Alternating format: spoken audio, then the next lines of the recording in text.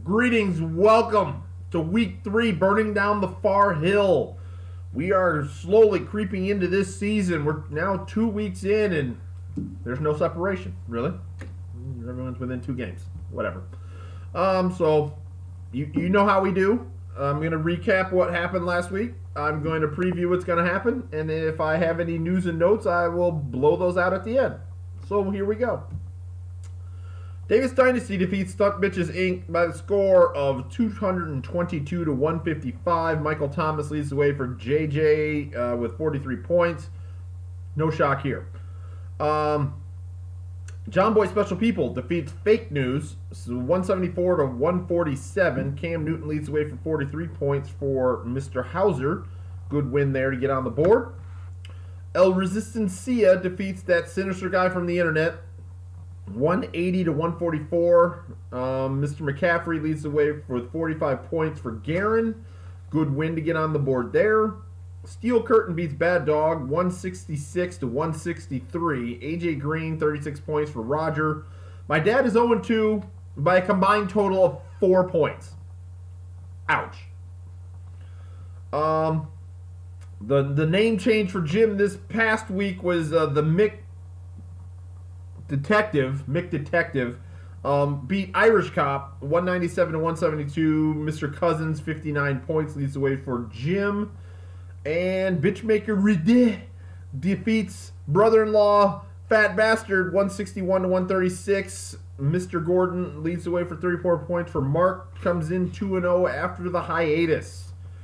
Pick'ems. Mark wins week 2. I think he's got to top the 100-point mark there. So Mark will win week 2 of the Pick'ems. Survivor Pool. Following people have been eliminated: John Hauser, Garen, Thomas, JJ, all been eliminated due to either non-participation or you missed 2 in a row.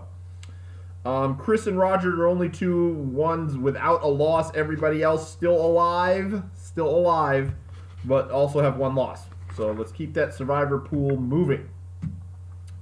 Week 3. Let's get into it. The 0-2 Bad Dog is at the 0-2 Stunt Bitches Inc. I lead the series 19-9. I've won on a 6-game winning streak in the series. Played week 6 last week. I'll say this. I'm 0-2. It's an ugly 0-2. My dad's got a much better 0-2.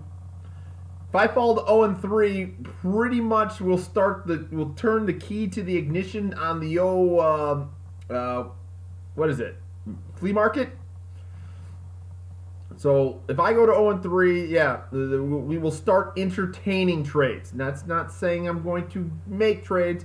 I will be entertaining trades. Offers for my top people, because 0-3 is a tough hole, and losing to your dad to go to 0-3, no. That's no. So throwing that out there.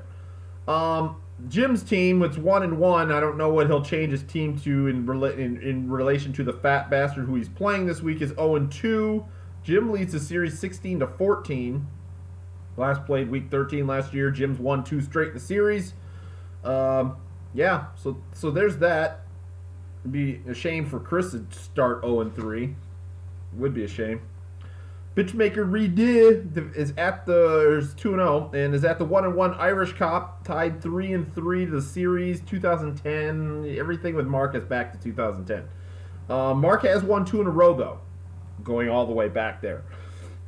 So there's an intriguing matchup there. Matchup of the week is going to be 2-0 Davis Dynasty is at the 2-0 Steel Curtain. Roger leads the series 6-4.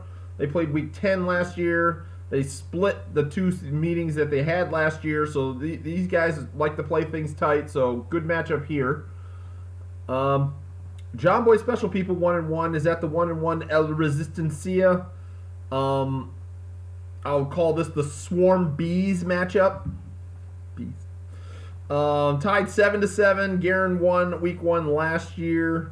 Yeah, these 2 like to keep things tight as well. And lastly, we have the Sinister Guy from the internet, which is 1-1. Fake News 1-1. Jared leads the series 6-5. Jared lost to Thomas in the first round of the playoffs last year.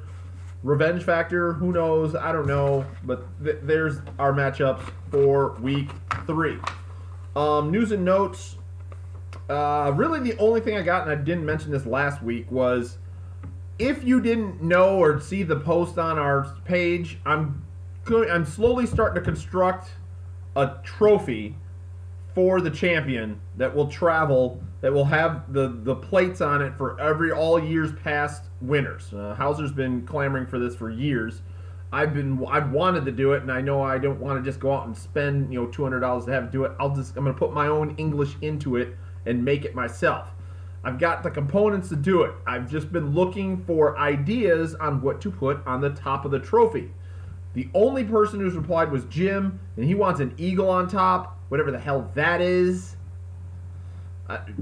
Really? Just an eagle? That's it? So I'm looking more into things that governs the group. So, like, if I can find myself a inflatable Sprite bottle, or not inflatable, but like a plush Sprite bottle or can, or do I make make towers of of Sprite cans glued together? That'd be interesting. Or some packets of mini thins, or things like that. Yeah, I would like to somehow Jedi steal the Far Hill sign over there on Far Hill in Cascade, Ada.